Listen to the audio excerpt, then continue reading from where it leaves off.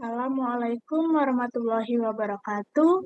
Perkenalkan nama saya Serlia Salsabila Putri dengan NIM C1C019049. Baiklah, pada kesempatan kali ini saya akan menjelaskan tentang akad mudharabah. Yang pertama, kita akan mengetahui dulu pengertian akad mudharabah. Mudharabah berasal dari kata adarbi fi ardi, yaitu bepergian untuk urusan dagang, juga kirot yang berasal dari kata al-qardu yang berarti potongan karena pemilik memotong sebagian hartanya untuk diperdagangkan dan memperoleh sebagian keuntungan. Dalam transaksi mudharabah antara pemilik dana dan pengelola dana terdapat pembagian risiko, di mana berbagi risiko merupakan salah satu prinsip keuangan syariah. Berbagi risiko yang dimaksud adalah dalam hal kerugian, di mana pemilik dana akan menanggung risiko finansial, sedangkan pengelola dana akan memiliki risiko non-finansial.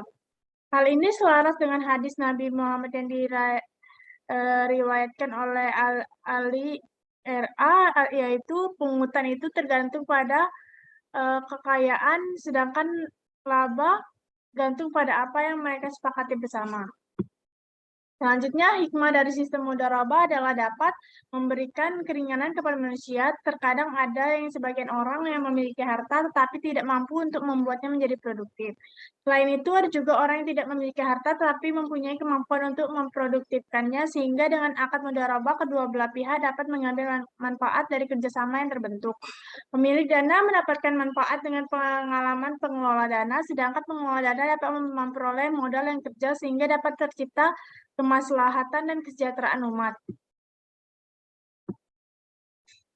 Selanjutnya, materi kedua yaitu jenis-jenis akad mudharabah. Dalam PSAK 105, mudharabah diklasifikasikan ke dalam 3 jenis, yaitu mudharabah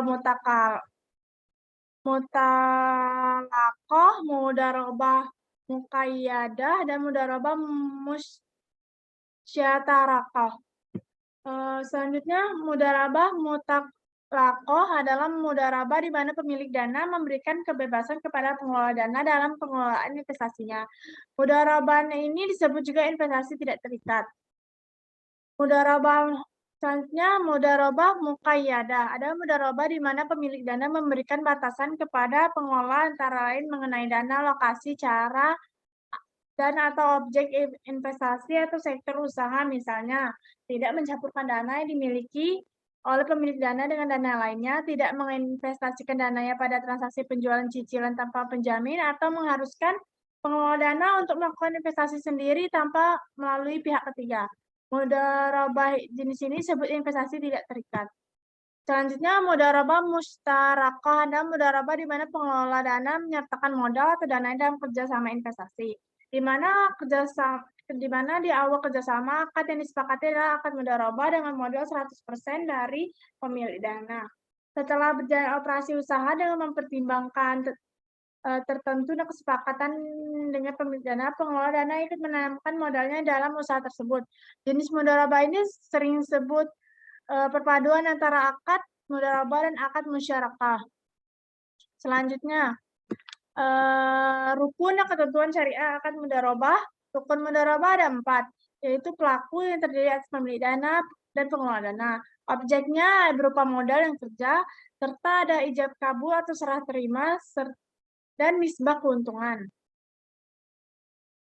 Selanjutnya, akad mudharabah dapat berakhir karena ada hal sebagai berikut, yaitu adalah salah satunya pihak memutuskan mengundurkan, salah satu pihak meninggal dunia atau hilang akal, pengelola dana tidak menjalankan amanah sebagai pengelola usaha untuk mencapai tujuan sebagaimana dituangkan dalam akad. Sebagai pihak yang mengembangkan amanah, ia harus beretikat baik dan hati-hati, dan serta modalnya tidak ada.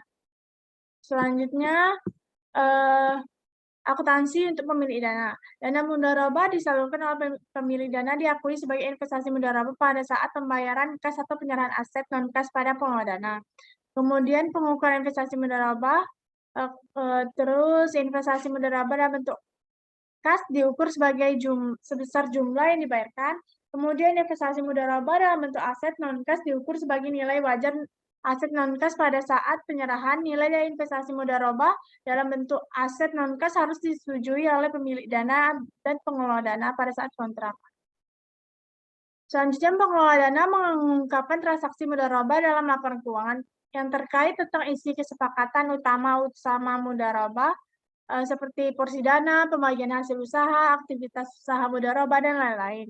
Rincian dana syariah temporer yang diterima berdasarkan jenisnya, kemudian penyaluran dana yang berasal dari mudharabah muqayyadah, pengungkapan yang diperlukan sesuai PSAK 101 tentang penyajian laporan keuangan syariah.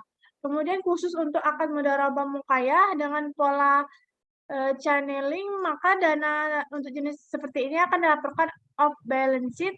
Atas kegiatan tersebut, pengelola dana pertama akan menerima komisi atas jasa mempertemukan kedua pihak, sedangkan antar pemilik dana dan pengelola dana lain yang atau pihak kedua berlaku nisbah bagi hasil di mana resiko ditanggung oleh pemilik dana. Baiklah, sekian yang dapat saya jelaskan. Baik, kurang